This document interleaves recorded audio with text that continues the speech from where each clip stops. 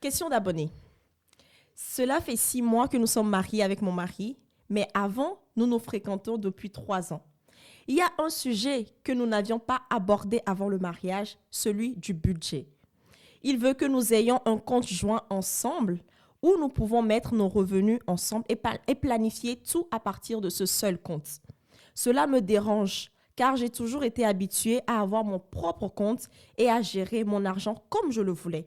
Je ne veux pas non plus que mon mari se sente frustré, mais je ne sais pas comment mettre ça sur la table afin que nous puissions en discuter et qu'il ne pense pas que je veuille lui cacher des choses. Votre avis me sera précieux. Salut, on espère que vous allez super bien. Donc, vous avez entendu cette question. Ça, c'est vrai que l'argent dans le couple, c'est le nerf de la guerre. Ouais, mais l'argent partout, c'est le nerf de la guerre. Hein. C'est ça. C'est pas seulement non, c'est pas dans seulement le business, truc, mais non. Partout. L'argent, c'est lui qui dirige le monde. L'argent, c'est lui. L'argent, c'est lui qui dirige le monde. Moi, je répète. Donc, dans le couple, c'est vraiment un sujet très sensible aussi. Surtout si on n'a pas abordé cela avant le mariage. Mais pas forcément si on n'a pas abordé. Ça dépend aussi de l'éducation financière de chacun. Oui. Comment chacun a été éduqué avec l'argent. C'est vrai. Quelle est la perception de l'un et de l'autre vis-à-vis de l'argent. Ça dépend de ça. Tu vois? Yes, ouais. Maintenant, on va rentrer dans le vif du sujet par rapport à ce qu'elle dit. Pour résumer, pour me remettre dans le bain, c'est que elle vit avec quelqu'un. Elle est mariée avec quelqu'un. Depuis 6 mois. Depuis 6 mois, mais la personne veut qu'il ait un seul compte et que tous les revenus tombent sur ce compte-là. C'est ça. Et qu'à partir de là, ils peuvent faire ce qu'ils veulent et leur projet. Moi, exactement, c'est ça. Genre, tout passe par ce compte, quoi. Elle, c'est une femme indépendante et du coup, elle veut... Elle n'a pas dit ça. Pourquoi tu aimes tellement ça? Je veux mettre l'huile sur le feu. Elle n'a pas eu cette habitude-là de confier son argent à quelqu'un. À autrui. Ou de gérer son argent. Elle ne veut pas. Elle veut aussi avoir son... Exactement. Alors, moi, honnêtement, c'est quoi? C'est que si elle nous suit, vous êtes mariés. Qu'est-ce qui est, dans le mariage, là, qu'est-ce qui a été précieux? Pourquoi vous avez voulu vous marier? Tu comprends? Ce qui veut dire, pourquoi je pose cette question, c'est que si vous êtes ensemble, c'est que vous avez vraiment quelque chose en commun. Et que vous avez surtout confiance l'un en l'autre. Voilà, c'est ça.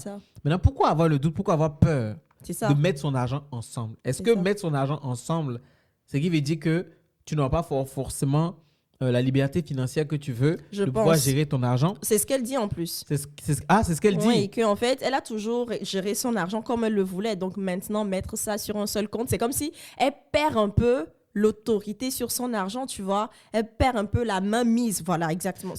Mais pas pour elle seule. Est-ce qu'elle pense que l'homme aussi, il ne perd pas son autorité sur cet argent-là? Peut-être que l'homme, c'est plus facile à l'homme peut-être de laisser... Je sais pas. Parce que là, on n'a pas l'avis de son mari. C'est juste son avis à elle. Peut-être qu'elle est un peu dans le genre où, au cas où on met tout l'argent ensemble et qu'on fait les choses et puis ça ne marche pas bien, ou peut-être j'ai envie de quelque chose et que je veux m'offrir ça, mon mari va se dire non, c'est pas le moment de dépenser et tout. Alors que si son argent était sur son propre compte, elle peut l'utiliser comme elle veut. Oui, elle va l'utiliser, mais finalement, le pouvoir d'achat qu'ils auront va baisser. Moi, je pense que l'homme, il est en train de penser pour l'après, en fait, pour les projets à venir.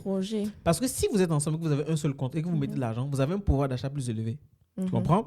Et lorsque vous mettez ensemble de l'argent, par exemple, il y a un compte joint, vous êtes ensemble sur le compte joint et il y a des dépenses à faire. Vous allez d'abord privilégier les dépenses que vous faites ensemble à la maison.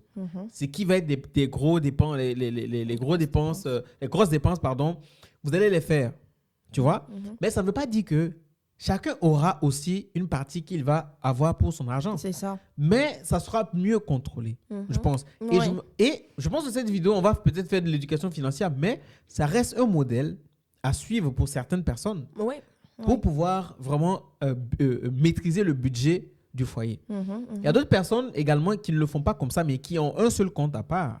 Et c'est le compte joint où toutes les factures communes passent. Et comme ça, quand chacun a son argent, chacun vire soit en fonction des pourcentages. Et ça, on peut le dire, c'est ce que nous on fait. Nous, en tout cas, c'est ce qu'on fait. Chacun a son mais compte. Et je pense qu'on avait pensé même d'ailleurs à se dire finalement, on va supprimer nos comptes et puis garder un seul compte pour tout le monde. C'est ça. Après, je pense aussi que tout part de la communication parce que si ils décident vraiment de faire un seul compte joint et que la femme n'a pas son compte et que le monsieur aussi n'a pas son compte courant, perso, ils peuvent quand même faire un compte épargne chacun de son côté et se dire que, OK, quand mon salaire va tomber, ton salaire aussi va tomber sur le compte. Voilà ce qu'on met sur ton épargne à toi, ce qu'on met sur mon épargne à moi. Et maintenant, le reste, peut-être dans le mois, on se définit. On définit un montant. Tu ne dépasses pas 500 euros d'achat impulsif ou un truc comme ça. Moi aussi, pareil, je ne dépasse pas ça. Comme ça, comme tu l'as dit, on maîtrise le budget, on maîtrise les rentrées d'argent et tout. Parce qu'avoir 2 comptes aussi, des fois, c'est aussi des frais. Tu vois, il y a les frais de tenue de compte. Il y a Exactement. En plus, il y a des petites choses de côté que chacun va payer. Et ça fait que votre pouvoir d'achat baisse parce que vous diminuez ce que vous avez en entrée.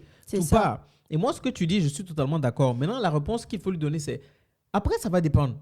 Ça va dépendre de ce que comment tu penses la chose. Est-ce que pour toi, vouloir avoir ton propre argent et gérer ton argent, c'est parce que tu veux cacher des choses à ton homme? Ou est-ce que... Pas. La manière de se dire aussi, il faut aussi penser, je ne sais pas, moi je donne des hypothèses. Ouais, okay. Ou est-ce que peut-être que tu veux pas qu'on te contrôle, tu veux pas qu'on te dise forcément que attention, cet argent-là. C'est ça, je pense que c'est ça. Après, chacun a sa manière de gérer les choses. Il faut juste voir et puis discuter avec le gars, discuter avec ton homme et puis lui dire franchement, tu aimerais... il faut poser les cartes sur table pour vraiment que tout se passe bien. Il ne faut pas que ça reste, soit un sujet qui reste au travers de la gorge et que tu refuses de vraiment en parler. Et après, ça va devenir un sujet de dispute. Ça devient problématique. Moi qui suis beaucoup des vidéos des gens, des entrepreneurs, etc., moi, j'ai beaucoup appris que la meilleure manière de gérer l'argent dans le couple, justement, c'est pour ça qu'on en avait déjà parlé, c'est que il faut avoir un seul compte commun. Pourquoi? Et moi, j'ai posé des questions avec mes collègues, etc. Il y a un qui fait ça depuis toujours avec sa femme. Okay. Il dit sa discipline, déjà de 1.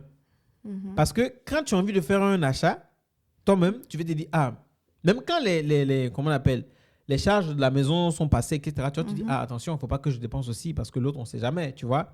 Et ça te discipline. Tu es limite dans les dépenses. Pareil pour l'homme, pareil pour la femme.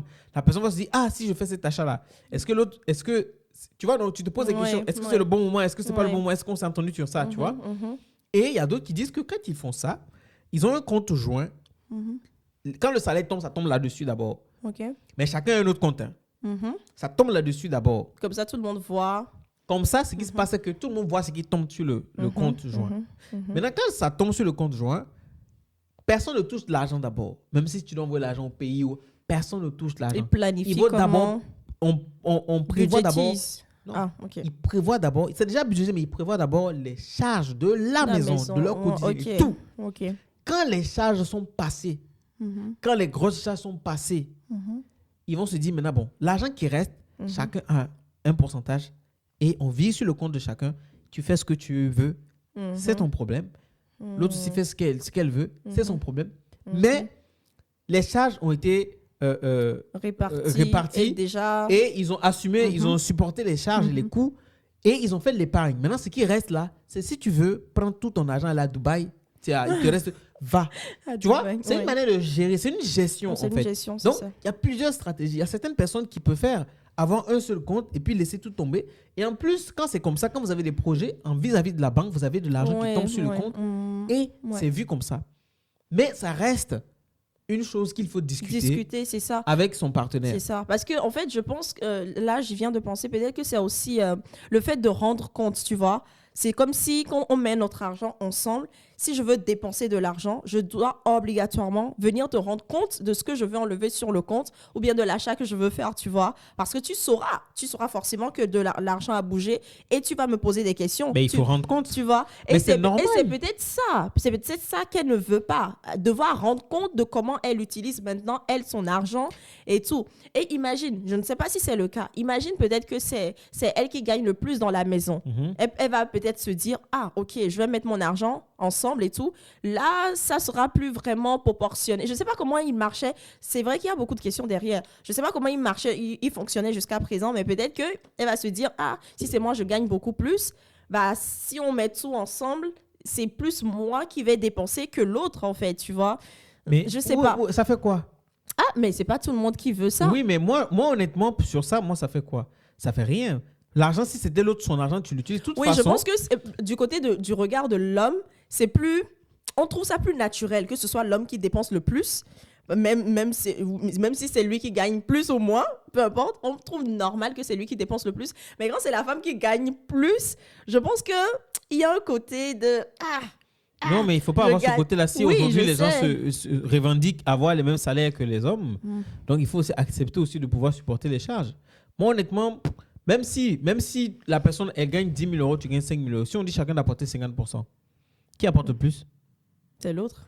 C'est qui? C'est l'autre, non? Oui. Donc, elle enlève 50% de son argent, il lui laisse combien? Oui. Il lui laisse combien?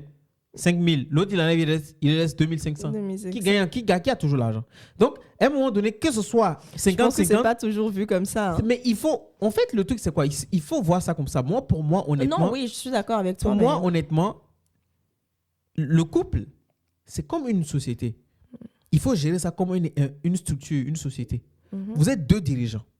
Tu comprends? Et chaque dirigeant a sa manière de voir les choses. Mais il faudrait qu'il y ait au moins, comme des cofondateurs, prendre des décisions. Tu comprends? Mais à un moment donné, il y a quelqu'un peut-être qui va prendre le dessus avec ses arguments. Comme on le dit dans un bateau, il n'y a pas de capitaine. Il n'y a pas de capitaine. Mais le capitaine a besoin de certaines personnes pour pouvoir... faire bouger le bateau. C'est pour ça qu'il y a Donc, dans la prise de décision, en fait, dans le couple, il faut que ça soit comme une entreprise. Savoir qu'est-ce qui sort, qu'est-ce qui va entrer. Et si il y a des entrées et que c'est posé différemment, on ne peut pas forcément avoir la main mise là-dessus totalement. Certains couples même vont jusqu'à dire que tu n'as pas besoin de dire tout ton salaire à une femme. Ah, mais non. Non. Ça existe. Ça, tu dis non, mais ça existe. Mais ça existe. Mais moi, je trouve ça totalement absurde de cacher ce que tu gagnes à ta femme ou à ton mari. Les gens, toi, tu trouves ça absurde, mais certaines personnes trouvent que c'est normal. Bon, ce que je veux dire, c'est qu'il faudrait que ça soit géré comme ça pour vraiment avoir une vue claire sur la gestion financière de son couple. Parce que si ça n'est pas fait comme ça, écoute, quelqu'un peut se dire, moi, je gagne mon argent. Moi, j'ai dépensé ça. Après, ça, c'est fini. Moi, je fais ce que je veux avec. Non, quand on est en couple, on fait plus ce qu'on veut avec son argent. Ça, c'est vrai. Tu dépenses, tu penses d'abord le couple. Et après, tu peux te faire plaisir. On ne dit pas que ton argent est en otage. Non. Mais la première des choses, c'est d'assumer les responsabilités que vous avez ensemble. Et après, maintenant, la Dolce Vita. C'est tout. C'est vrai. Après, c'est des jeunes mariés aussi. Donc, ça s'apprend. Donc, dites-nous en commentaire ce que vous conseillerez à cette jeune dame et au plaisir de vous lire en commentaire. On vous fait de gros bisous. On se dit à la prochaine fois. Salut!